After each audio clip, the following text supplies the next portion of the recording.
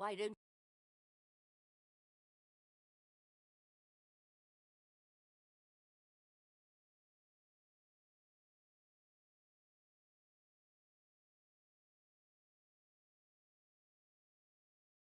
don't you eat? Doesn't your food taste nice? I'm sorry, I've got no appetite. It's because I'm desperate and I'm feeling down in the dumps. Aren't you the same? How can you eat a single mouthful when you're down in the dumps?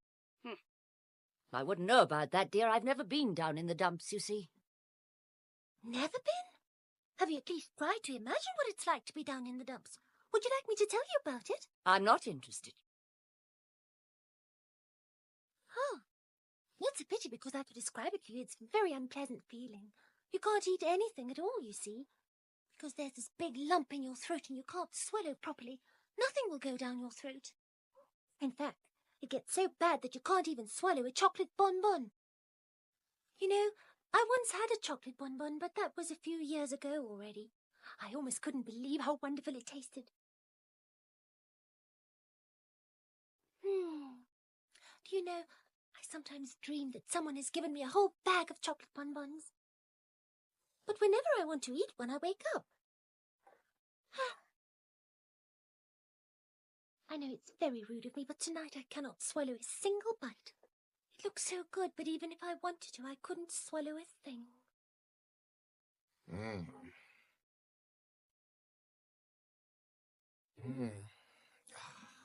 She's tired, poor little thing. She's had a long and tiring journey. Why don't you take her upstairs and tuck her into bed, Marilla? Come along, Anne.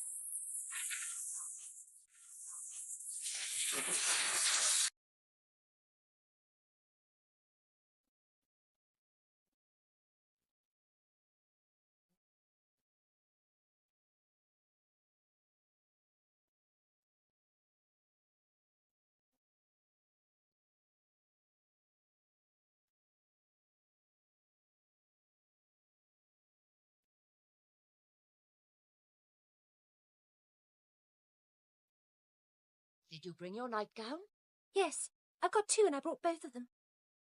But they're not pretty at all. They're not stylish, and I think they're old-fashioned and the colours really don't suit me. But if you're brought up in an orphanage like me, you can't be choosy, can you? But you can dream sweet dreams just as well in a dowdy old nightgown in an orphanage. It doesn't have to have a beautiful lace collar. It all boils down to what you're used to. Now, that's quite enough talking for one night, young lady. Get undressed and put on your nightgown. I'll be back in a moment to fetch the candle in case you forget to put it out. I don't want you burning the house down in the middle of the night.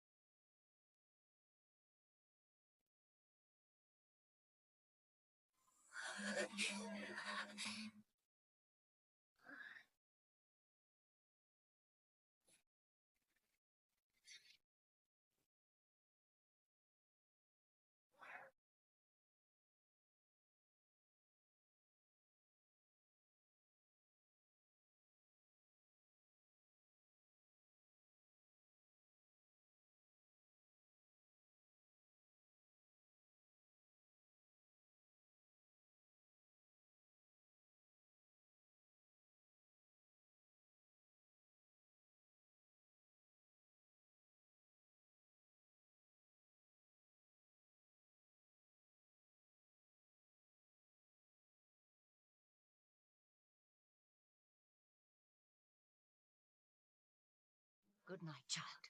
How dare you actually call this a good night? You have no heart, and tonight is going to be the worst night of my whole life.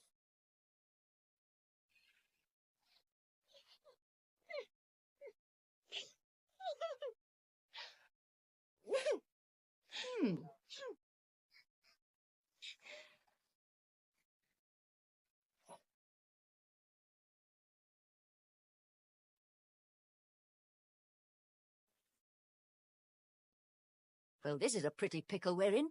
And this is what happens when you rely on strangers instead of doing things yourself.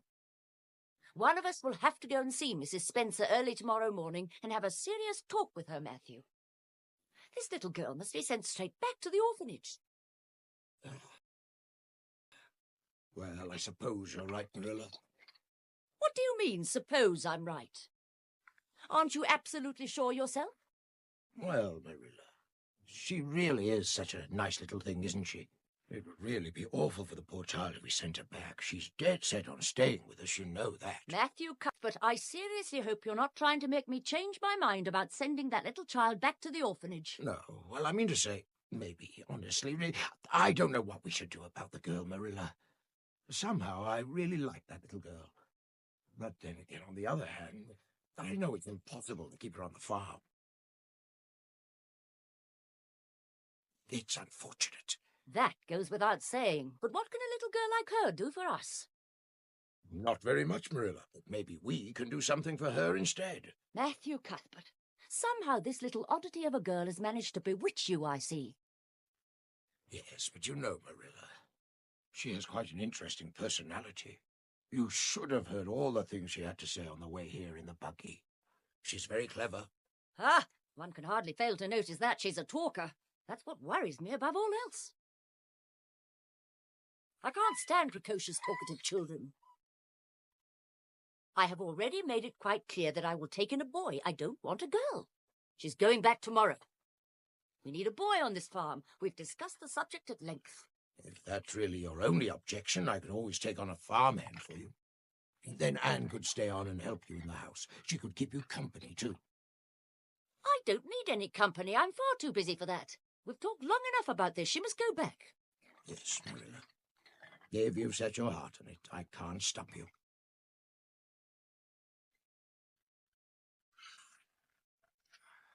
I'm going to bed. Good.